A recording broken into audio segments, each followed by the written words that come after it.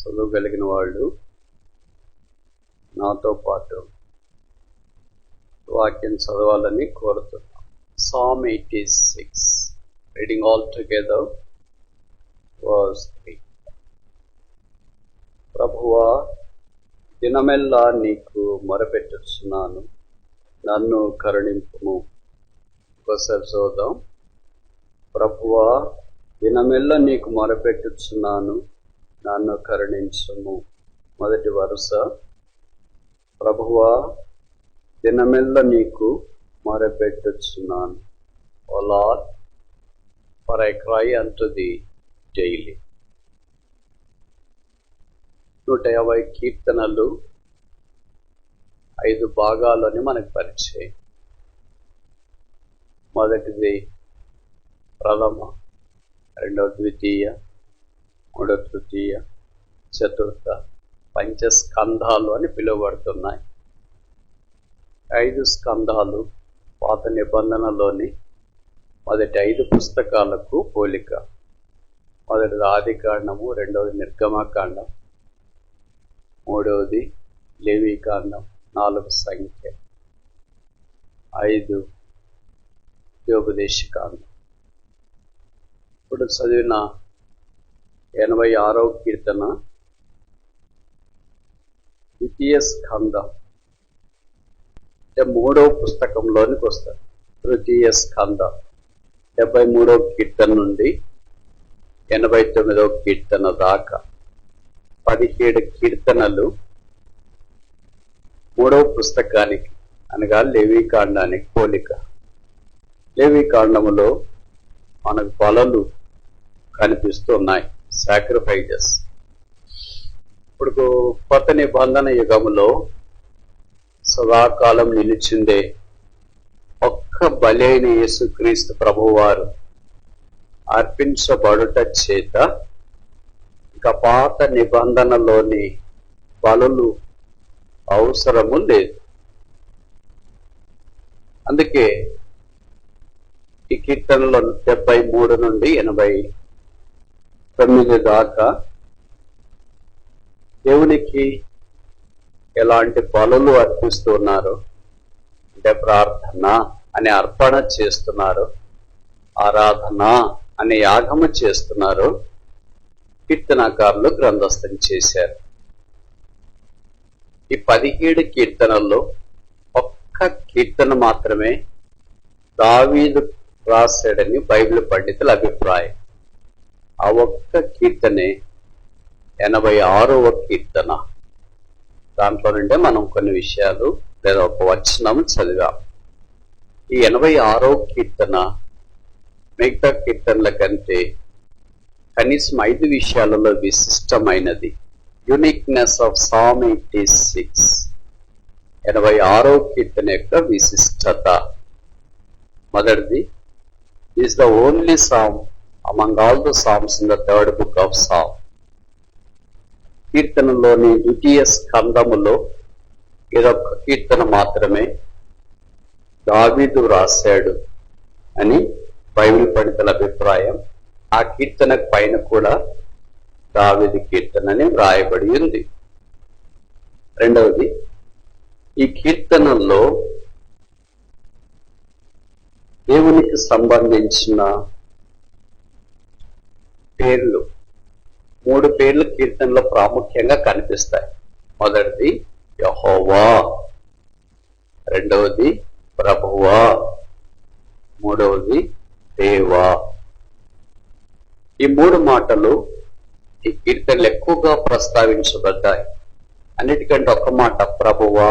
ఇది మామూలుగా కొత్త నిబంధన మాట, కానీ పాత నిబంధనలో కీర్తనల్లో కూడా అక్కడ మనకు కనిపిస్తుంది. ఈ మాట కనీసం 7 సార్లు రాశారు. యెహోవా అనే మాట కనీసం 4 సార్లు రాశారు. దేవా అనే మాట కనీసం 2 సార్లు రాశారు. కనుక మిగతా కీర్తనలు అంటే 119వ కీర్తన అన్నిటికీ మినహాయింపు అని చెప్పే దాంట్లో మీరు గుర్తుపెట్టుకో. 3వ విషయం ఏంటంటే ఈ కీర్తనల్లో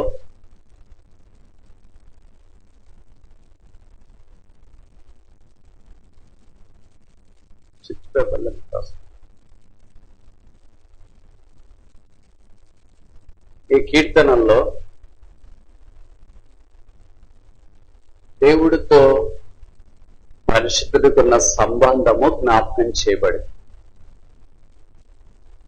86వ కీర్తనలో మొదటి వచనం, యెహోవా నేను దీనుడను దరిద్రుడను. 17వ వచనం ఆఖరి వరుస, శుభకరమైన ఆనవాలు నాకు కనపరచు. మొదటి వరుస, యెహోవా నీవు నాకు.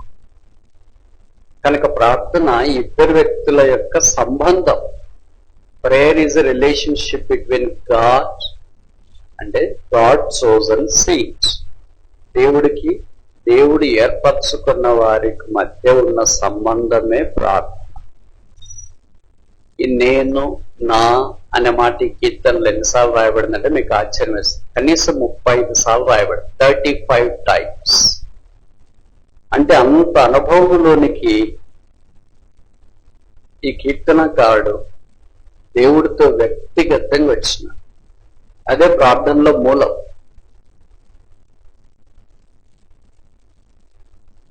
ఈ కీర్తన విశిష్టమైనది అని 3 విషయాలు చెప్తున్నాం. Uniqueness of this Sam.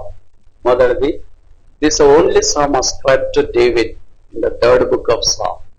కీర్తనలోని 3వ పుస్తకములో ఇదొక కీర్తన మాత్రమే దావీదు రాశాడని తెలియపరచబడింది.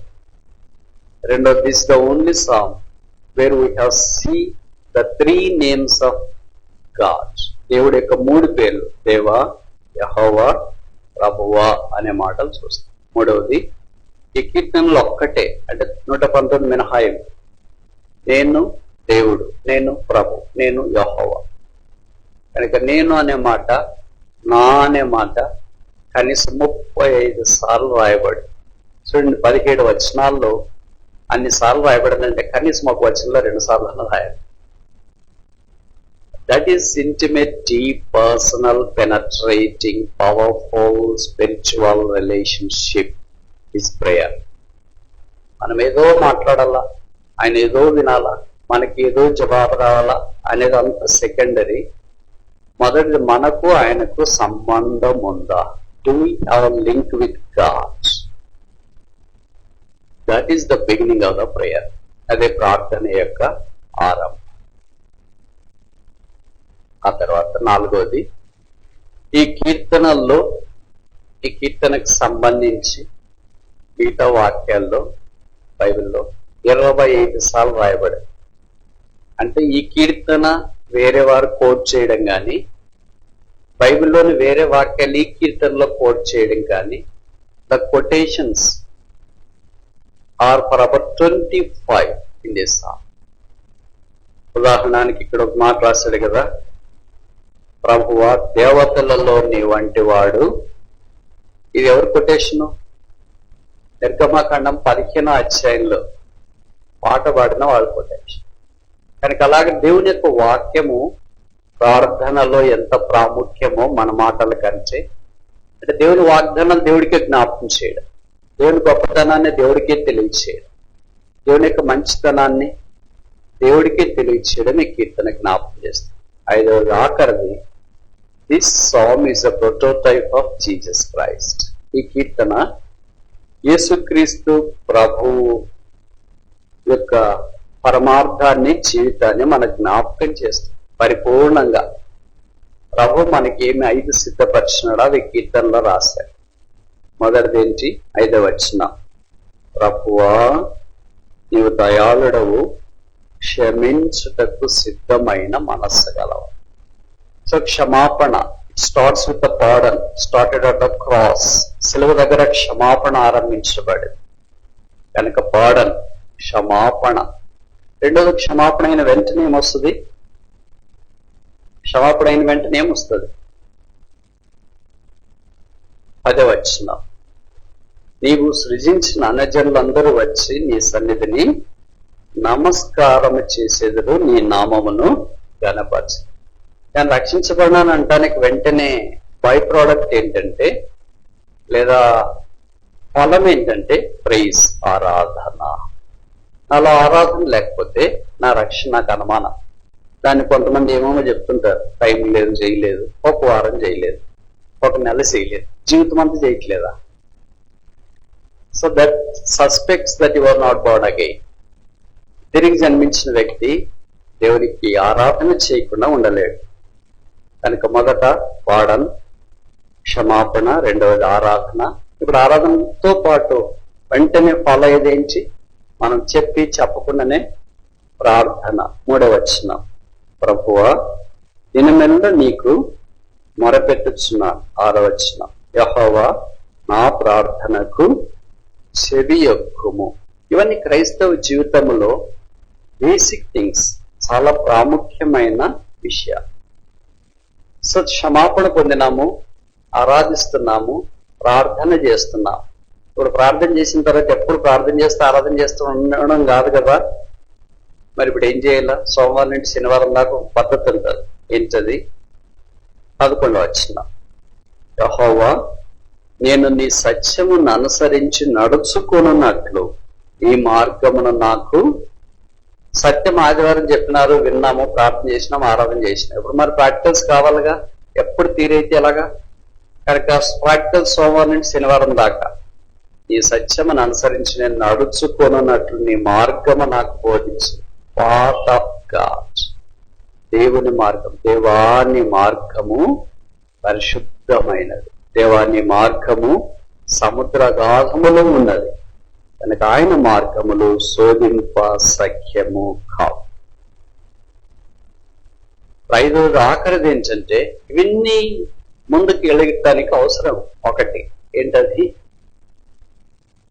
16వ వచనం, నా తట్టు తిరిగి నన్ను కరుణించుము, నీ సేవకునికి ఈ బలము అనుగ్రహించు. ఇవన్నీ చేయాలంటే ఏం కావాలి?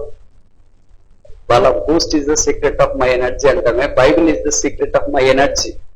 కన్వర్ట్ చేయండి ఆ కొటేషన్. ఎప్పుడు అదే కొటేషన్ లోనే ఉండొద్దండి. ఎవరన్నా అడిగారు అనుకో, what is the secret of your energy అంటే, not boost, it's Bible. Bible is the secret of my energy. కనుక ఇప్పుడు నాకేం కావాలని, నేను ప్రభు మార్గంలో నడవాలంటే నాకు బలం కావాలి, పవర్, స్ట్రెంగ్త్.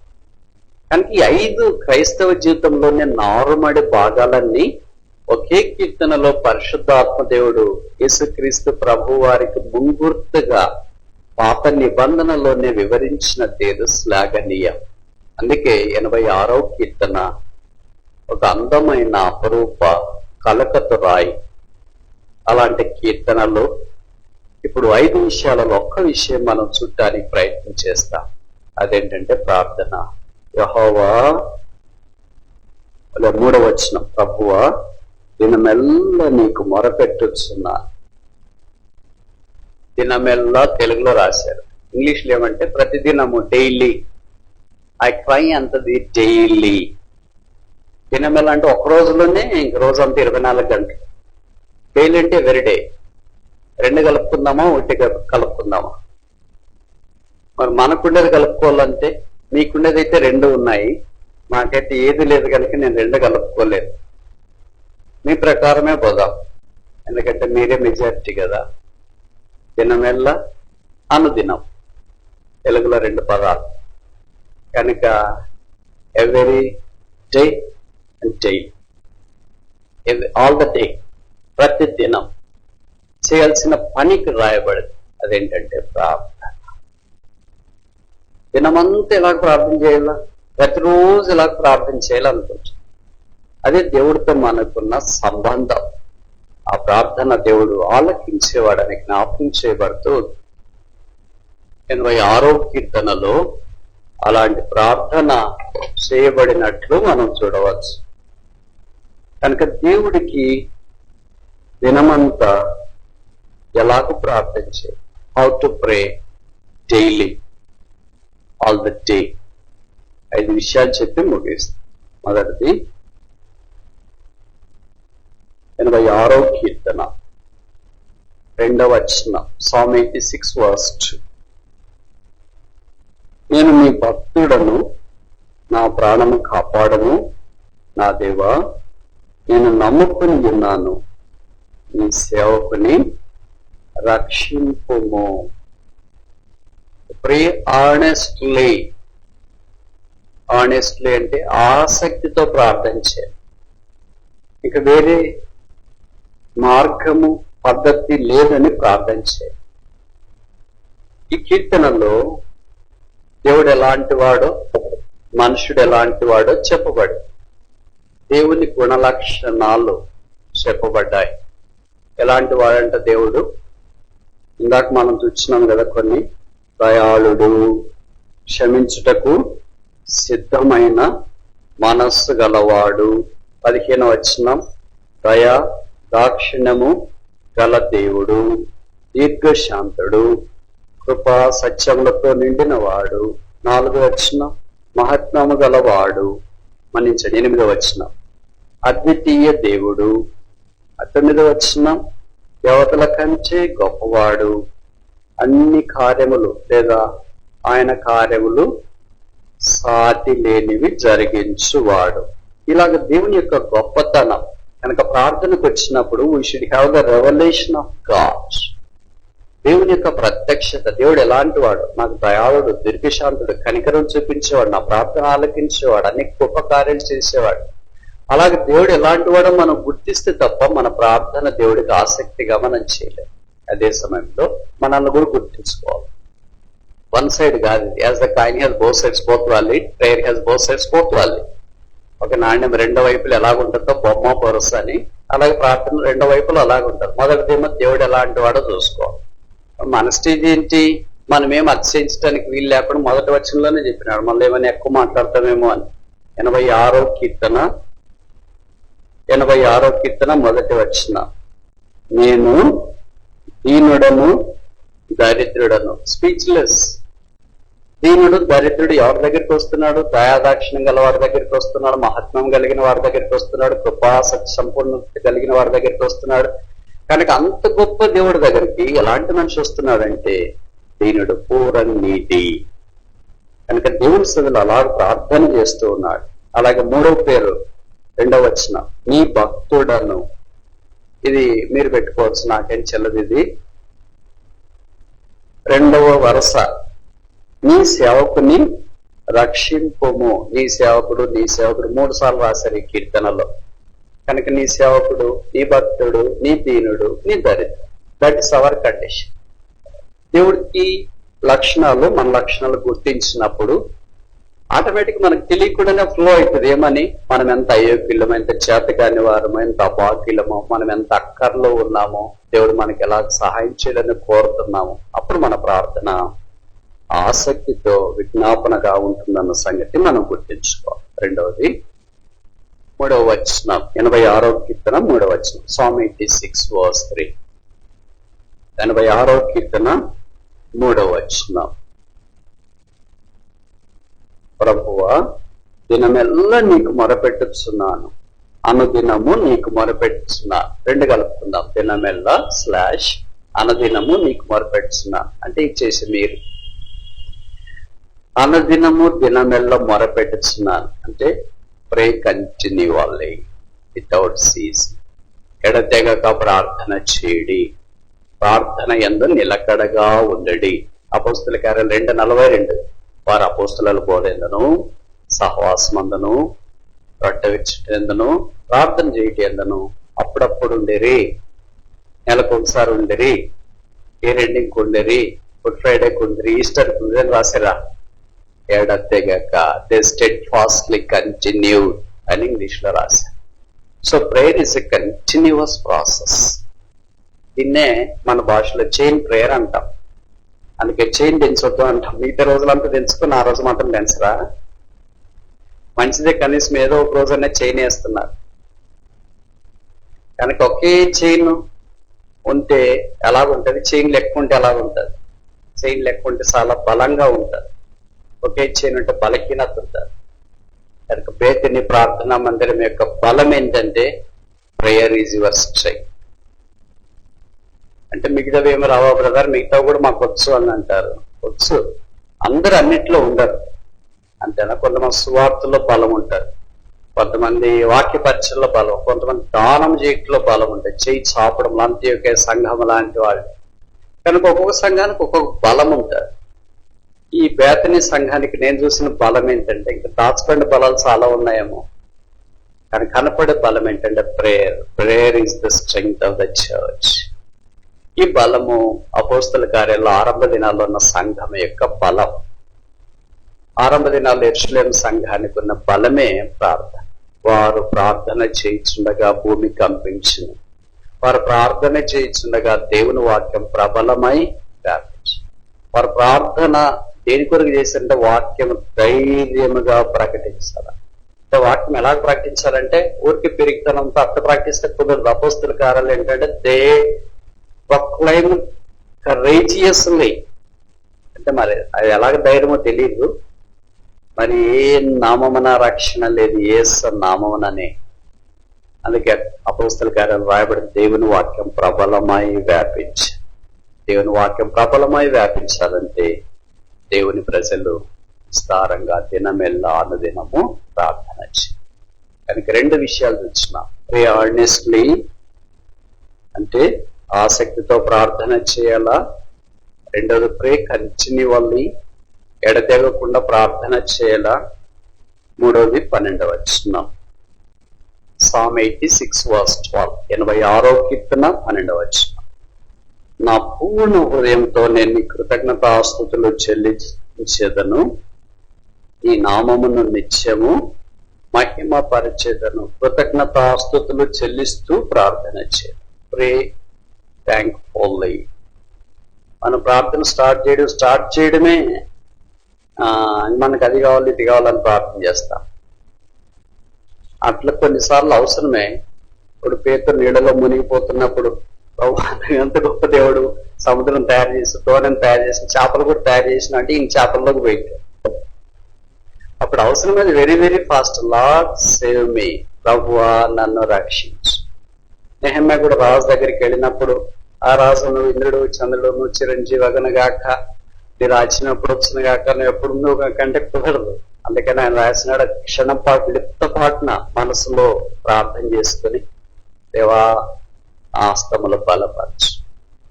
కనుక very very very short and sweet prayer. మీరు కూడా ఇప్పుడు అట్లా చేయమని నేను చెప్పట్లేదు.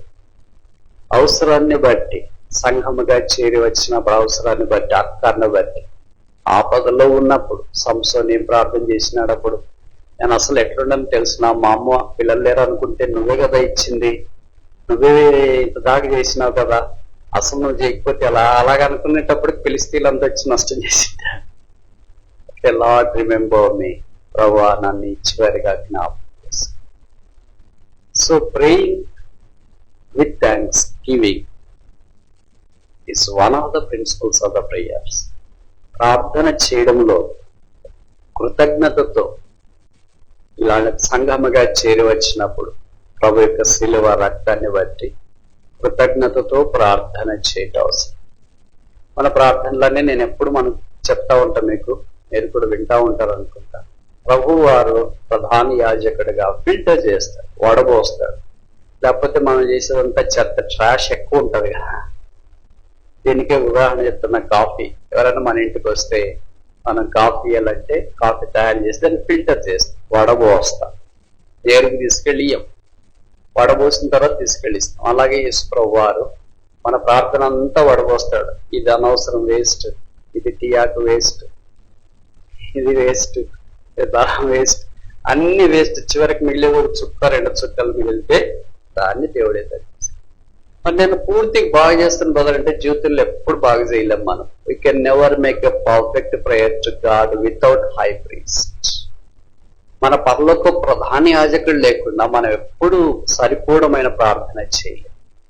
మనకి ఇట్టి ప్రధాన యాజకుడు మనకు సరిపోయినవాడు. ఆయన దేవుడు ఆ ప్రధాన యాజకుని చేతిలో ఉన్న పరిచయం చూసిన వెంటనే క్రీస్తులోనే మనల్ని అంగీకరిస్తున్నాడు, క్రీస్తులోనే చూస్తున్నాడు. ఆయన ద్వారా, ఆయనను బట్టి, ఆయన మూలమున, ఆయన వలనన్నీ జరిగిస్తున్నాడు. కనుక క్రీస్తులో సమస్తాన్ని అనుగ్రహించాలి. అందుకే మనకి తెలుసు కదా, ఇప్పుడు పత్రిక 4 వచ్చింది, ధైర్యముతో ఆయన కృపాసనము.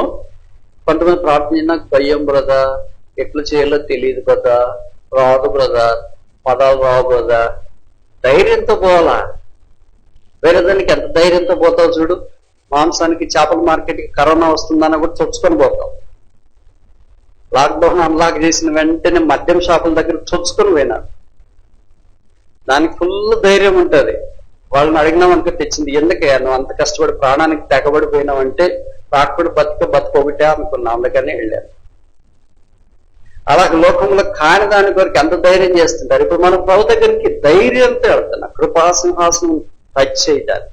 అక్కడికి వెళ్ళి ఆ సింహాసనం తాకిన తర్వాత ఖాళీగా రావడం అనేది కనుక ప్రార్థన ఈ 3వ సందర్భము ఎలాగ చేయాలో మనకు జ్ఞాపకం చేయబడి, మొదటిది ప్రే ఆర్నెస్ట్లీ, ఆసక్తితో ప్రార్థన చేయాలా. రెండవది ప్రే కంటిన్యూవల్లీ, ఎడతెక్క ప్రార్థన చేయాలా.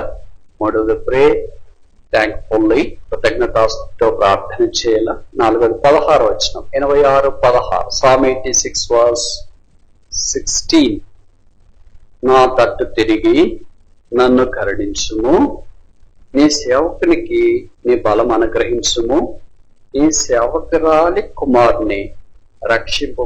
ఎంత తగ్గించుకుంటుంది దేవుడి దగ్గరికి వచ్చిన వెంటనే. నేను పలానా ఇంజనీర్ని, డాక్టర్ని, యాక్టర్ని అని చెప్పట్లే, లేకపోతే నేను బోధకుడిని, అది ఇది ఏం చెప్పట్లే. ఎవరు నేను? యజమానుడి దగ్గరికి వస్తే సేవకుడు ఎంత గొప్పడైనా కానీ, పిల్లలు ఎంత గొప్పలైనా కానీ తల్లి దగ్గరికి వస్తే ఎవరు వాళ్ళు? ఐఏఎస్ అయినా, ఐపీఎస్ అయినా, మంత్రి అయినా, ఎవరైనా తల్లి దగ్గర వాళ్ళు ఎవరు? పిల్లలే. అలాగే ప్రభు దగ్గరికి మనం ఎంత గొప్ప వాళ్ళు వచ్చినా తల్లి దగ్గరికి వచ్చిన వాళ్ళు ఎవరు అవుతున్నారు? పిల్లలే అవుతున్నారు.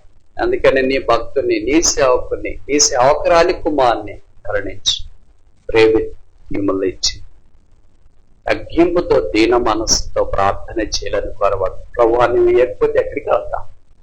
అందుకే 123వ కీర్తన 2వ వచనం అనుకుంటా, దాసుడు తన యజమాని వైపు చూచినట్లు, దాసి తన యజమాని చేతుల తట్టు చూచున్నట్లు ఆయన కరుణించే వరకు మన కళ్ళు ఆయన వైపే చూడాలని కోరవాడు. ఆయనే మన యజమానుడు. ఆ యజమానం దగ్గరికి ఆ సేవకుడు వస్తాడు. 5వ దాకా చూసి ముగిస్తామా? 86వ కీర్తన, 86వ కీర్తన 17వ వచనం, యెహోవా నీవు నాకు సహాయకుడు అయి నన్ను ఆదరించుచున్నావు, నా పగవారు చూచి సిగ్గుపడినట్లు శుభకరమైన ఆనవాలు నాకు కనపరచు. కనుక దేవుని సన్నిధిలో ప్రార్థన అనే పదాలకి చాలా పదాల కీర్తనలు వాడబడ్డాయి. నీ వైపు నా ఆత్మను ఎత్తుతున్నాను, నా చేతులు ఎత్తుతున్నాను, నా హృదయం ఎత్తుతున్నాను, తర్వాత ధూమం వేయించున్నాను, అర్పించుకుంటున్నాను, యాగము చేస్తున్నాను, తర్వాత కనపరచుము, చూపించుము, నీ ముఖము దాచొద్దు, నీవు నాకు దూరంగా వెళ్ళిపోవద్దు. ఇవన్నీ ప్రార్థన కొరకైన పర్యాయ పదాలు కీర్తనలో వాడబడుతూ వచ్చింది. ఇప్పుడు చివరికి ఏమంటున్నాడు? శుభకరమైన ఆనవాలు నాకు కనపరచు. దేవుడు చేస్తాడని ఆయనకు తెలుసు. ప్రే with faith, pray with all faith in God. ఆయన యుద్ధకు వచ్చేవాడు ఆయన ఉన్నాడనియు, ఆయన మన ప్రార్థనకు జవాబిచ్చేవాడనియు ఏం చేయాల? నమ్మవలెను కదా, తెలియజేయాలని కాదు, ఫస్ట్ మనం నమ్మాలి కదా. అలాంటి ప్రార్థన చేసినప్పుడు దేవుడు ఆ ప్రార్థన ఆలకిస్తాడు. మనం కూడా దేవుని సన్నిధిలో విషయాలన్నీ తీసుకుని వచ్చి ఆయనకు తెలియచేయాలి. ఇందుకు యోసేపు ఇలాంటి పని చేస్తూ వచ్చింది. 37వ అధ్యాయం అనుకుంటా, ఆదికాండం, జెనసిస్ చాప్టర్ 37,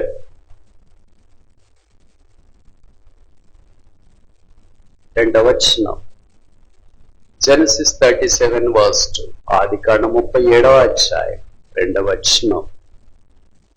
యాకోబు వంశావళిది, యోసేపు 17 ఏండ్ల వాడై తన సహోదరులతో కూడా మందను మేపుచుండెను. అతడు చిన్నవాడై తన తండ్రి భార్య అయిన బిల్హా కుమార్ల యొద్ద, జిల్హా కుమార్ల యొద్ద ఉండెను. అప్పుడు యోసేపు వారి చెడుతనను గుర్చిన సమాచారం వారి తండ్రి యొద్దకు తెచ్చుచుండెను. 3 నూనె చూస్తున్నాం. మొదటి ఏంటి? మేపుచుండెను. Serving person.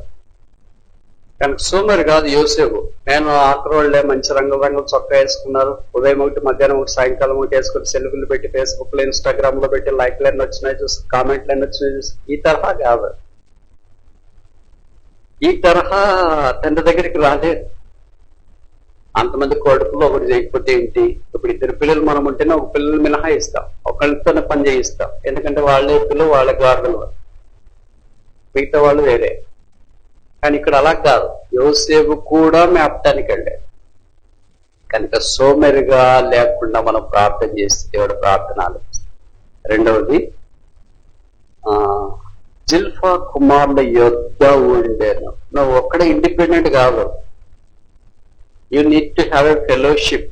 యోసేపు లాంటి వాళ్ళకి ఎలాంటి వాళ్ళు ఫెలోషిప్? నేను ఈ మాట చెప్తే మీరు అన్న బ్రదర్ మంచోళ్ళతోనైతే ఫెలోషిప్ చేయించండి. సరే, ఇప్పుడు మీరు చెప్పండి, యోసేపు కన్నోళ్ళు మంచోళ్ళ? మంచోళ్ళ కాదా? వారి యొద్ద ఉండేను. కరదగట్టిన వాళ్ళు, వీళ్ళు ఎప్పుడమ్మదామా అని ఎదురు చూస్తున్నారు. అలాంటి వాళ్ళ దగ్గర ఎలాగ ఉండాలా? అలాంటి వాళ్ళు ఇద్దరు పారిపోయినా తప్పేం కాదు, జ్వరం వెళ్ళిపోయినా తప్పేం కాదు. కానీ యోసేపు వారి దగ్గర ఉన్నాడు. ఎందుకంటే రక్తం పంచుకొని వచ్చిన. మన దగ్గర కూడా ఉండేవాళ్ళు ఇలాంటి వాళ్ళే ఉంటారు. అమ్మేసేవాళ్ళు, కీడ్ చేసేవాళ్ళు, నష్టం చేసేవాళ్ళు. పారిపోవటానికి లేదు. మరి ఎందుకు అక్కడే ఉండాలా? రక్తం పంచుకొని వచ్చిన వాళ్ళ అన్నవాళ్ళు ఎవరు రక్తం పంచుకొని వచ్చినారు? వాళ్ళ నాన్న రక్తం పంచుకొని వచ్చినారు. కొత్త నిబంధనలు మనం ఎవరు రక్తం పంచుకొని వచ్చినాం? యేసు ప్రభు యొక్క శిలువ రక్తాన్ని పంచుకొని వచ్చినాం. పాత నిబంధనలో యాకోబు యొక్క రక్తం పంచుకొని వచ్చిన 11 మంది కుమారులు అంత బలమైన సహవాసం ఇవ్వగలిగితే, కొత్త నిబంధనలో మరీ శ్రేష్టముగా పలికే ప్రోక్షణ రక్తమైన యేసు ప్రభు యొక్క శిలువ రక్తం అమూల్యము, నిర్దోషం, నిష్కళంకము, జగత్తు పునాది వేయబడక మునిపే సిద్ధపరచబడిన దేవుని గొర్రెపిల్ల రక్తము ద్వారా కడగబడి పంచుకొని వచ్చిన మన హృదయాలు మనం ఇంకా చేరి వచ్చినప్పుడు ఇంకెంత సమిష్టిగా ఈ రక్తం యొక్క బలం ఉండాలో చూడండి. కానీ అనేక సందర్భాలు ఏంటంటే రక్త సంబంధము కంటే రక్త బంధం బలహీనంగా కనిపిస్తుంది. కాదంటారా? భార్య భర్తలు ఇరుగు పొరుగు వాళ్ళు వీళ్ళు బంధువులతో ఎప్పుడైనా మీరు పోట్లాడినారు అనుకో, వాళ్ళు ఏదో ఒక అకేషన్ కలుస్తారు, పెళ్ళిళ్ళకో, పేరెంటానికో, చావులకో, దానికో. కానీ విశ్వాసాలు అలాగే దూరం అయిపోతే వాళ్ళు కావాలని దూరమే ఉంటారు. అంటే అర్థం ఏంటి? The power of the blood of Jesus Christ inferior to the power of the blood of the blood. ఇంకోసారి చెప్పనా? యేసు ప్రభు యొక్క రక్తము కంటే బంధువుల యొక్క రక్తము బాంధవ్యం, రక్త సంబంధం అంటారు కదా, ఆ రక్త సంబంధం బలమైనది అని రుజువు చేస్తున్నారు. అది తప్పు కదా. మన రక్త సంబంధము కంటే యేసు ప్రభు యొక్క రక్త బంధము బలమైనదని రుజువు చేయగలిగేదే సాక్ష్యం. యోసేపు అలాగే చేస్తవచ్చు. ఇవన్నీ ఎందుకు చెప్తున్నాను? ఇది అవుట్ ఆఫ్ కాంటెస్ట్ అని అనుకోవద్దండి. కాంటెస్ట్ లోకి ఇప్పుడు పోతున్నాం. కాంటెస్ట్ లోకి పోవాలంటే కొన్నిసార్లు బయట తిరగాల. అంటే అవసరమైన రిలవెంట్ విషయం. ఇప్పుడు చూడండి ఆఖరి వరుస 37వ కీర్తన 2వ వచనం, జెనసిస్ 37 లాస్ట్ వర్స్. యోసేపు అప్పుడు, ఈ మాట మీరు అలాగే, ఎప్పుడు? మొదటి 2 ఉన్నప్పుడు, అంటే సర్వింగ్, ఫెలోషిప్పింగ్. తండ్రిని సేవిస్తున్నాడు, సహోదరులతో ఫెలోషిప్ ఉన్నాడు. కొంతమందికి మాటలు చెప్తే ఏమంటుంటారంటే, బ్రదర్ దేవుడితో మంచిగా ఉంటే చాలండి, ఇంకా అందరితో దేవుడితో మంచిగా ఉన్నాడు, మనుషులతో కూడా మంచిగా ఉంటాడు. మనుషులతో చెడ్డగున్నాడంటే అర్థం ఏంటి? Is wrong with God. Because he can never be right with people and wrong with God. It's impossible. It's only possible to be right with God and right with the people. యోసేపు తండ్రితో బాగున్నాడు కనుక సహోదరులతో బాగున్నాడు, పశువులు అంటే మందలు మేపుతున్నాడు. ఇప్పుడు ఎప్పుడు ఈ 2 కలిపినప్పుడు సహోదరుల యొక్క చెడుతనమును గుర్చిన సమాచారం తండ్రి యొద్దకు తెచ్చుచుందెను. తండ్రి యొద్దకు తెచ్చుతనే ప్రార్థన అంట. ఇప్పుడు మనం ఎవరి దగ్గరికి తెస్తున్నాం? యేసు ప్రభు 17వ అధ్యాయము యోహాను సువార్తలో ఏమని ప్రార్థన చేసినాడు? నీతి స్వరూపుడు తండ్రి, పరిశుద్ధుడు అయిన తండ్రి. తండ్రి దగ్గరికి శిష్యులందరినీ తీసుకొని వచ్చినాడు. ఇప్పుడు మనం కూడా మన కుటుంబాన్ని, బంధువులు, రక్త సంబంధికులు, చేరొచ్చిన స్థానిక సంఘం, చెదిరిన పరిశుద్ధులు, సార్వత్రిక సంఘం, లోకమంతా ఎక్కడ తెస్తున్నాము? తండ్రి దగ్గరకు తెస్తున్నాం. ఎవరు ఏ సమాచారం తెస్తున్నాడంట? మంచి సమాచారం కాదు. వాళ్ళ దగ్గర ఏముంది? ఎవరి దగ్గర ఏముంటది? సహోదరులు ఎలాంటి వాళ్ళు? చెడ్డవాళ్ళు. చెడ్డ సమాచారం ఉంది. చెడ్డవాళ్ళతో ఎవరున్నారు? మంచోడు ఉన్నాడు, చెడిపోలేదు, వాళ్ళు బాగుపడలేదు. అది యు గాట్ మై పాయింట్. కొంతమంది చెప్తుంటారు మనము చెడ్డోళ్ళ దగ్గర ఉంటే చెడిపోతాం బ్రదర్. మంచోడు చెడ్డోడు అవుతాడు, చెడ్డోడు మంచోడు. ఓళ్ళు పడవలు అయితే పడవలు వాళ్ళు అయితే, బండ్లు వాళ్ళు అయితే ఓళ్ళు బండ్లు అయితే. అది సామెతలు చెప్తానికి కొన్ని బాగానే ఉంటాయి, కానీ వాస్తవంలోకి వచ్చినప్పుడు యేసు తప్పని రుజువు చేసినాడు. 11 మంది చెడ్డోళ్ళలో ఉన్న ఒకడు మంచోడు ఉండడం సాధ్యమే. ఆ మంచోని చెడ్డోడు ప్రభావితం చేయలేదు, వయసు వరుస అంతే. కొన్నిసార్లు మారదు. మరి ఏం చేస్తాం, ఎంత ప్రార్థన చేసినా ఎంత ఏం చేసినా వాళ్ళు మారలేదు. యోసేపుని రోజు చూస్తున్నారు, చాలా భక్తిగా ఉన్నాడు, మనం కూడా మాట్లాడదాన్ని పొరపాటు కూడా అనిపించలేదు అసలు. వాడేంటి మన దగ్గర పెరిగినాడు పిల్లోడు, బచ్చగాడు అటు ఇటు తిరుగుతున్నాడు, మన చొక్కాలని వాడు వేసుకుని తిరుగుతున్నాడు, మన టాయ్స్ అని వాడు వాడుకుంటున్నాడు, మన చెప్పులని వాడు వాడుకుంటున్నాడు, అన్ని మన డంబల్స్ అని వాడు వాడుకుంటున్నాడు. బహుశా ఇలా వాడు తేలిక వచ్చినవాడుగా కనిపించినాడు. కానీ చెడ్డ సమాచారం వాడు, ఆ చెడ్డ సమాచారం ఎవరి దగ్గరికి తీసుకొని వచ్చినాడు? తండ్రి దగ్గర. తెచ్చిన వెంటనే యాక్షన్ తెచ్చాడు. మీరు గమనించారు, మనం కూడా తెచ్చిన వెంటనే యాక్షన్. ఎవరు చేసింది? పెద్దవాడా, రూపేనా, చిమ్మేనా, లేవినా, ఎవరు పిలువ సంగతి చూస్తే అసలు వాడు ఉండాలనుకున్నా లేదనుకున్నా లగేజ్ సర్దుకొని ఇంటికాడ మనం చెప్పు లేదు. యాక్షన్ వచ్చేటప్పుడు యాక్షన్ వస్తుంది. ఎందుకంటే గవర్నమెంట్ ఫైల్స్ మాత్రం అనమాట, అన్ని ఫైల్ చేసి ఉంటారు, మెమోలు అన్ని. ఒకరోజు చిన్న జరిగితేనే ఫైల్స్ అన్ని బయటకు వస్తాయి. అలాగే వీళ్ళందరికీ 49వ అధ్యాయంలో యాక్షన్ తీసుకున్నారు. యాకోబు కుమారులందరినీ పిలిచి రూబేన్ని, సిమోన్ని, లేవిని, యూదాని, అప్పుడు వారి మీద యాక్షన్ ఇచ్చారు. వాళ్ళు ఏమేం చేసినారు అవన్నీ ఆయనకు మనసుని. ఫోటోగ్రాఫిక్ మెమరీ వాళ్ళందరికీ పాతకాలం వాళ్ళు. ఇప్పుడు కొత్త కాలం మనకేంటంటే లూజింగ్ మెమరీ. అందుకే వాళ్ళని ఎక్కడి దగ్గరికి పోతే బ్రదర్ ప్రార్థన చేయాలి, మతి మార్పు ఎక్కువైందని మాత్రలు వేసుకున్నాను లేదు, గుర్తులేదు. We have losing memory, they have photographic memory. వాళ్ళకి ఎలాగుందంటే రూబేన్ ఏం చేసినాడు, సిమోన్ ఏం చేసినాడు, లేవి ఏం చేసినాడు, యూదా ఏం చేసినాడు, యోసేపు ఏం చేసినాడు, అందరి ఆశీర్వాదం. ఆయనకి ఇప్పుడు దేవుడు నా చెడ్డ సమాచారాన్ని ఏం చేయలేడని అనుకోవద్దు. 37వ అధ్యాయం నుండి 49వ అధ్యాయం దాకా ఎందుకు లేట్ చేసినాడు? మారతారేమో అని, ఎలకతోక తెచ్చి ఏడాది ఉతికినా తెల్లపోతుందేమో అని. మారతారేమో అంటే వాళ్ళు మారితే కదా, సేమ్ మన టైపే, లేకపోతే మనం వాళ్ళ టైపే. మారలేదు. అందుకే 49వ అధ్యాయంలో ఎవరికి రావాల్సింది వాళ్ళకి వచ్చి. రాత్రి మనం ప్రభు సన్నిధిలోనికి వచ్చినప్పుడు, ప్రభువా మమ్మల్ని కూర్చుని అంత చెడ్డ సమాచారమే యోసేపు మీ యొద్దకు తీసుకొని వచ్చినట్టు మేము నీ యొద్దకు తెస్తాం. మేము యోసేపు అంత మంచోడం కాదు.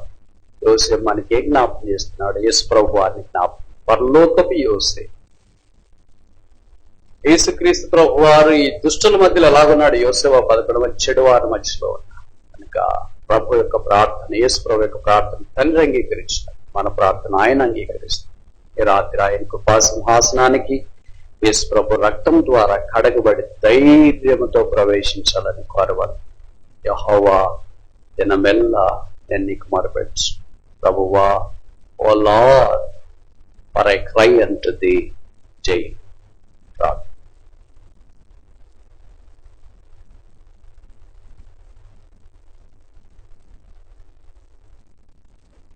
మోకరించండి, ప్రార్థన చేసుకుందాం.